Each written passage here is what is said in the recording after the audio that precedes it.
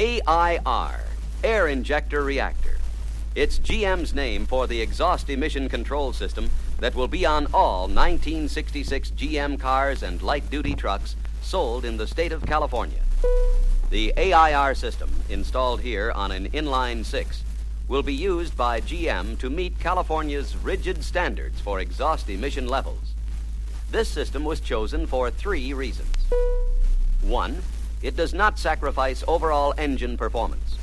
2, it's relatively free of costly maintenance.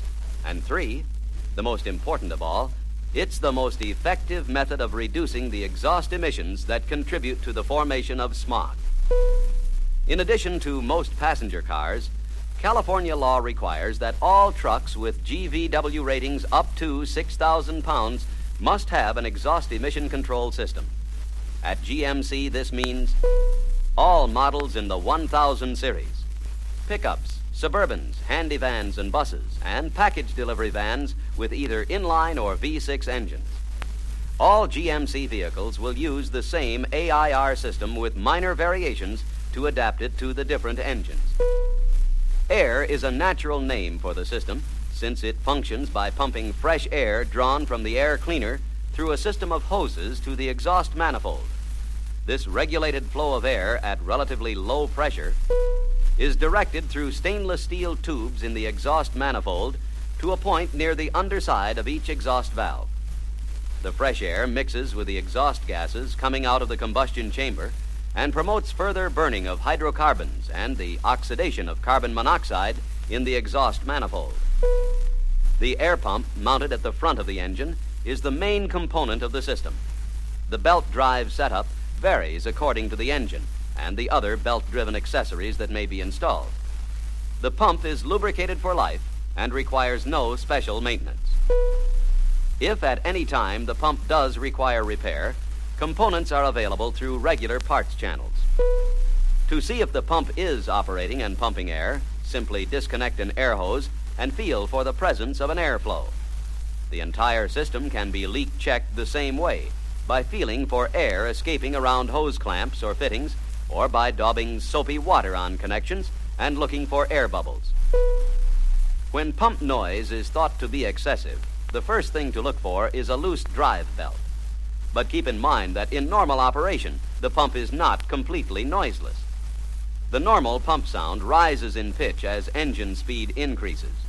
If the belt needs tightening, pull the pump into position by hand, not with a pry bar. If excessive noise is still heard, remove the drive belt to be sure that the pump is at fault, because it can be confused with other engine noise. A chirping or squeaking sound coming from the pump is most likely caused by the fiberglass pump vanes rubbing in the housing bore. It's usually intermittent and is most noticeable at low engine speeds.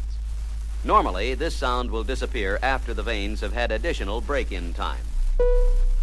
Check valves are incorporated in the air hoses as a safety feature. They prevent exhaust gases from reaching the air pump in the event of pump failure.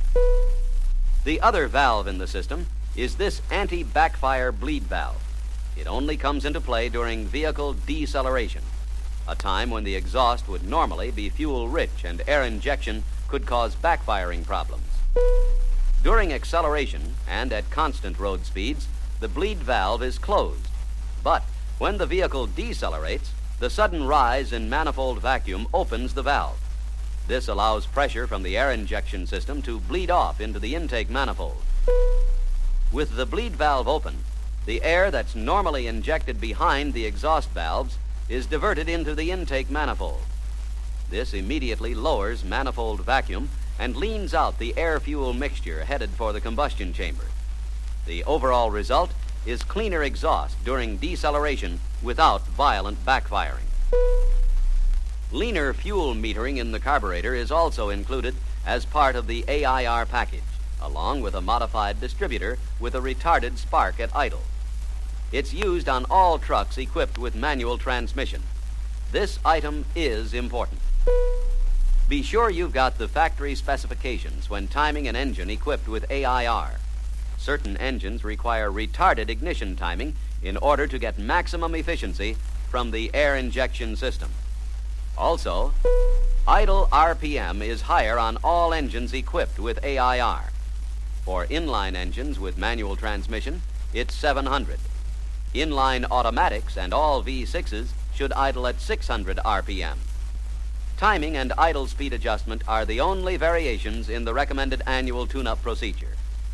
Other than that, the only maintenance required is an annual belt inspection and adjustment, a check to see that the pump is operating and pumping air, and a leak check of all hoses and fittings. The California training centers will be conducting classes on the AIR system, and the 66 light-duty maintenance manual will contain detailed information on pump overhaul and engine tune-up specifications. An AIR package will be on all area service and parts managers' vehicles this year, so you can get a first-hand look at the system when he's in your area. You'll want to become familiar with AIR, since legislation has been passed making exhaust emission control mandatory from coast to coast in 1968.